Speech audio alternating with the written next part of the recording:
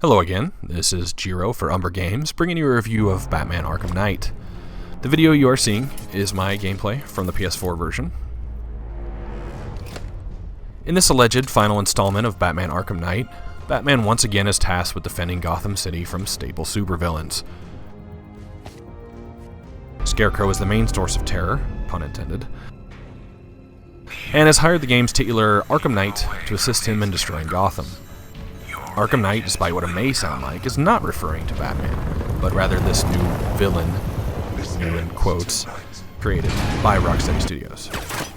The Arkham Knight somehow has billions of dollars to spend on a drone-heavy army to assist with Scarecrow's plans. His true motivation is his drive to kill the Batman. This is my third Arkham game this year, actually, having played Asylum a long time ago, and just now getting into the series again. If you're not completely familiar with this Arkham series, Arkham Asylum for PS3, 360, and PC was Rocksteady Studios' first Batman game, which, for the time, was amazing that we got a superhero game that wasn't terrible. The first game played like a Metroid game, or like Castlevania Symphony of the Night, or what I like to call an item procedural game, navigating the island where Arkham's mentally ill and incarcerated are kept, all the while collecting gadgets to help Batman reach new areas and use said gadgets on bosses.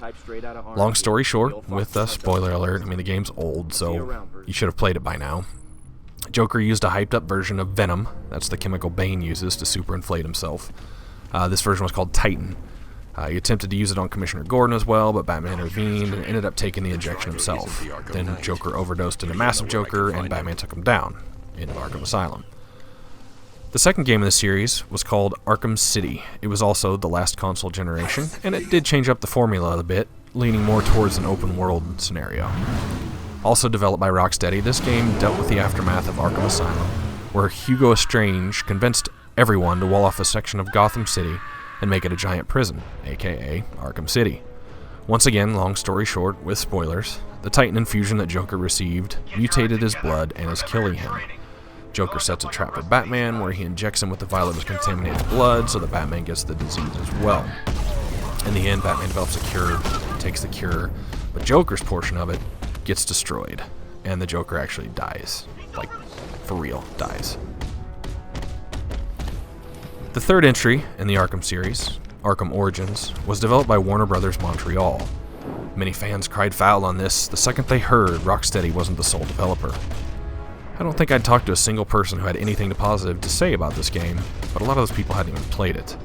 Little did we know at the time of the announcement, the reason Rocksteady stepped back was to begin development on Arkham Knight for the next console generation.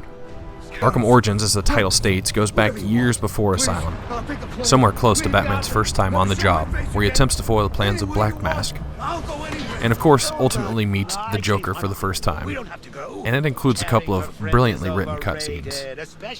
There's also a Batman Origins Blackgate developed by Armature Studio, originally for Nintendo 3DS and Vita, but later released on PlayStation Network, Nintendo eShop, and Xbox Live Arcade. I haven't played this one yet. Okay, now back to Arkham Knight. So Joker's dead, Scarecrow's threatened the city with a massive fear gas bomb, all of Gotham is evacuated except for, of course, all the bad guys that want to stay and loot the place. Kevin Conroy, from Batman the Animated Series, returns to voice Batman. I need to know where those tanks are coming from. And Mark Hamill reprises his role as the Joker. Roll up, it's the pictorial But wait, show. Joker's dead, you say? Let's just say, remember that the main villain is Scarecrow and he's famous for his fear-inducing hallucinogens, and apparently Batman's greatest fear is going nuts and killing everyone, kind of like his iconic arch-nemesis. This approach to Joker brings so many really great moments of dialogue.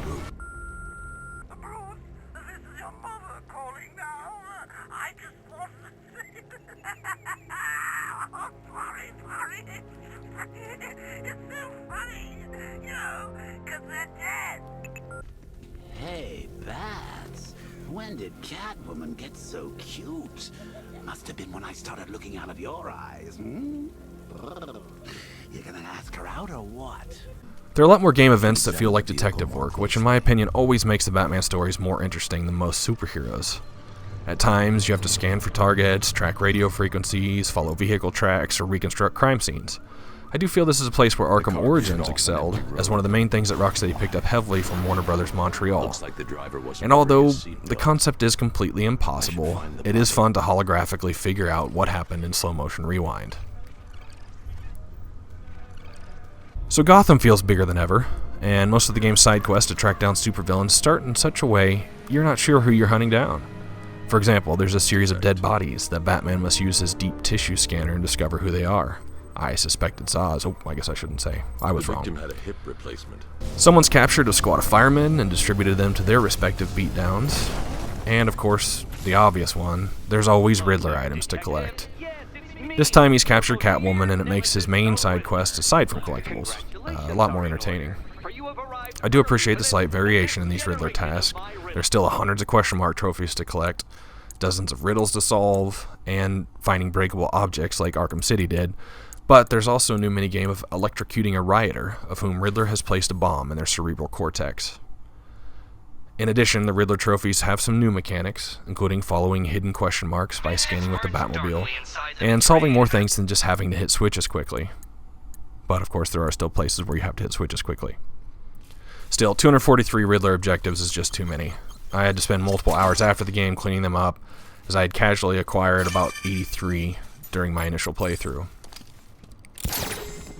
In addition to these villainous side quests are AR side missions, Altered Reality, to both hone your skills and keep your frustration level in check.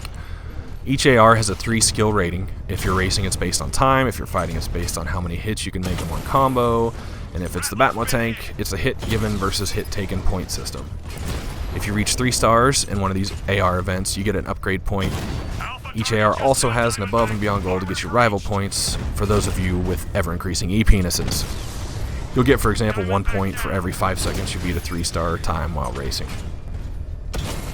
Most of Arkham Knight's gadgets have been seen before, including the line launcher, the disruptor, the remote electrical charger, and freeze grenades, this time optional. However, a few of these can be upgraded in new ways. Let's not forget the inclusion of the ultimate Batman gadget, the Batmobile. I was concerned with the overuse of the vehicle in game mechanics, and I think that concern, unfortunately, was pretty well grounded. Your first encounter with the Riddler has you racing a course while flipping a switch to make different colored barriers come out. "If you can't see the intellectual virtues of completing this trial, Batman," says Riddler, "then I'm not going to explain it to you." I guess he's not going to explain it to us either. In addition to the multiple Riddler races, the Batmobile can shift into a tank and be used against the drone army. Now, don't get me wrong, I enjoyed this combat. The upgrades on the Batmobile really let you kick some ass, but it's just slightly overused. Finally, there are a lot of puzzle sections, not just Riddler ones, that require you coordinating moves between Batman and a remote-controlled Batmobile. Some are kind of epic, most are tedious. There is one odd control default too with the Batmobile. By default on PS4, you use R2 to accelerate, so it feels natural to try and stop using L2. L2, however, converts you into tank mode. It doesn't let you change your button configuration, but there's an option in the control menu called Battle Mode Toggle that puts L2 as brake and R1 as tank toggle. It's like they knew this would be an issue and that everyone would want it, but made a conscious decision not to be logical. The game uses an experience system like past iterations, so your experience points are calculated on threat level, the number of times you were hit, the max combo counter, and the variation, so you want to tie in some gadgets and some environmental takedowns. In addition to experience, each time you complete a side quest objective, you're also awarded with upgrade points as well, and you can put these into your skill trees. Regarding hand-to-hand combat, Arkham Knight introduced a few new scenarios to the mix. There are now medics that will revive knocked-out enemies, so you generally want to knock them out first. In addition, these medics can electrify their friends in the fight, forcing Batman to ground them out by hitting them with the grappling gun or just take an electrifying hit. There's another use for the red attack symbols, in addition to the enemy preparing to fire a gun. Thugs will now run at Batman, screaming, and they have to be hit with something like a batarang or jumped over, or they'll just take him to the ground. I really did like these addition to combat, but I had some camera angle and targeting issues. The camera kind of had a mind of its own sometimes, and often will shift in a way that you can't see the guys in the foreground or off to the side. Additionally, I felt like pushing the stick in a specific direction used to choose the target I would go after in previous games, whereas now you can pretty much stand in place and press the attack button, and Batman will leap from foe to foe, often hitting one of the aforementioned electrical guys unintentionally, or, for example, Riddler robots where Batman can only hit blue ones and Catwoman can only hit red. On that note, one more fun addition to melee combat is the addition of these team takedowns. In specific battles, Batman will team up with, say, Catwoman or Nightwing or Robin. And where just like the combo meter can be charged by hitting enemies, so too can the team meter, making for some very entertaining fights. Batman has access to the Gotham City Police Department lockup, and there really is a certain satisfaction from dropping criminals off into the jail and seeing it fill up. Luckily, the Batmobile had some never-before-seen restraining devices, and it's kind of like riding in the back of those old back-facing back seats of station wagons in the 1980s and 90s, except, you know, restrained and no window. Being an active part of their incarceration, though, is a nice touch. So I won't give any spoilers about the identity of the Arkham Knight, but I will say that I was greatly disappointed. They did an amazing job of setting everything up surrounding him and making him a new, formidable, frightening villain, and then just didn't deliver. I can't really say anything more without ruining it. I'm not really sure how I feel about a $40 season pass. The season pass, any content that comes out for the next 6 months is covered under this $40. But as you'll see through my review series, I'm generally not a big subscriber to DLC, and it's for a couple of reasons. Most of the time, this is because I play a lot of games throughout the year, and generally by the time the DLC hits, I've moved on to another title. Other times, DLC that I've seen really just doesn't add a lot of value to the game. There were several pre-purchased DLC options for Arkham Knight. I chose GameStop, which included a Harley Quinn DLC story pack, and the GameStop exclusive Red Hood story pack, in addition to the PS4 bonus New 52 character skins. If you're not familiar with New 52, it was a DC comic, oh my god, we have to reboot, that happened a couple of years ago in the comic books. After getting my 100% completion, I downloaded the story packs, and they each featured less than 15 minutes of content, barely related to the events of Arkham Knight. In Harley's, you break into Bloodhaven's police department via Penguin's advice, per Scarecrow's orders, so I mean at least that ties in a little bit. In Red Hood, you fight one battle to find out where to Predator up the next battle, to lead you to the final battle where you take out Black Mask. I guess I'm just greedy and want a little bit more story to these, especially because they're called Arkham episodes in-game. Story packs, obviously, to the marketing team. Graphically, this game was absolutely mind-blowing. This is the best I've seen on our current generation so far, and actually probably any console game period to this point. From water to textures to lighting to the fact that you can pretty much go anywhere you can see without loading times. There were only a handful of times that there were noticeable texture pops, and I maybe had 3 separate instances where the game did a slight pause as I transitioned areas, but for the most part it behaved beautifully. I do wonder how many webcomics there will be about the long elevators in this game, as I suspect this is where loading time took place when it was needed. We should try to race them against the elevators in Mass Effect's Normandy.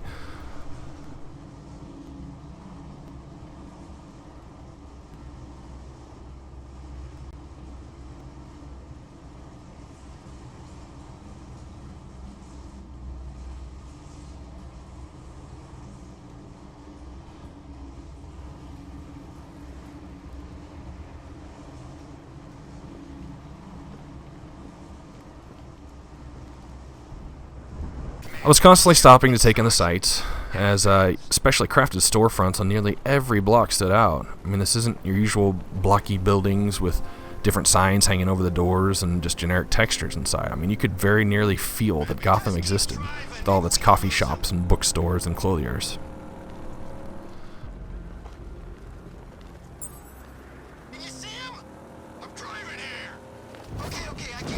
Overall, I spent about 40 hours-ish going for the 100% story completion. When you complete the main quest, you get a very unsatisfying partial ending and no credits roll. It's not until you capture every single supervillain and finish all the most wanted side quests that you get the game's true ending and get to read its makers. This is the first Arkham game that's done that, and it actually does fit with the story, so I was okay with it and went ahead and devoted the time. However, for all of you that don't wish to put in the time solving all 243 of Riddler's quote-unquote puzzles to see this, you can find that ending on my channel. I'm really curious to see what Rocksteady works on next, if it's something based on the events of the true ending, or if they decide to produce a Superman game. I mean, there were a lot of Superman references embedded in dialogue and scenery, as well as some Easter eggs. Could just be added flavor, to add a little depth to the DC universe here, but if it happens, you heard it here first. Release the bat scanner and search for the workers. Several years back, I got in the habit of writing a review on a game when I finished it.